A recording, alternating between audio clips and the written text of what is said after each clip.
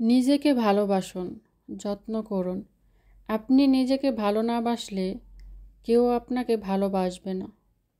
যার জন্য পরিশ্রম করে আপনি আপনার হাতকে রুক্ষ ও খসখসে করে ফেলবেন, সুযোগ পেলে সেই আপনার হাত ছেড়ে নরম তুলতুলে হাত ধরে নেবে।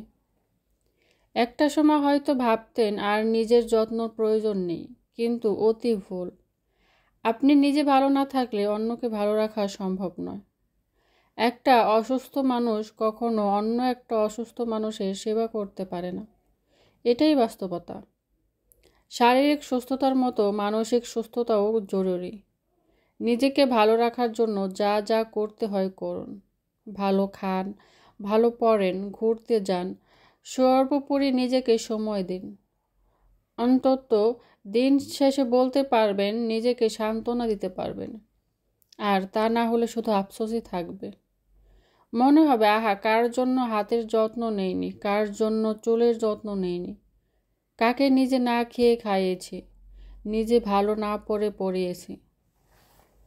তখন যে কষ্টটা পাবেন তা আপনার দম বন্ধ করে দেওয়ার জন্যই যথেষ্ট। সত্যিই তো, আমার জীবন, আমার শরীর, আমার মন, আর আমি নিজেই যদি এর মূল্যায়ন না করি, তাহলে একজন অপর মানুষ কিভাবে তার মূল্যায়ন করবে? আপনি খেয়াল করে দেখেছেন কি না, একই বাড়িতে 2-3 জন ছেলের বউ থাকলে সেই ছেলের বউয়ের সাথেই সহজে কেউ ঝামেলা পাকাতে পারে না, যার স্বামী তার স্ত্রীর সম্পর্কে সচেতন।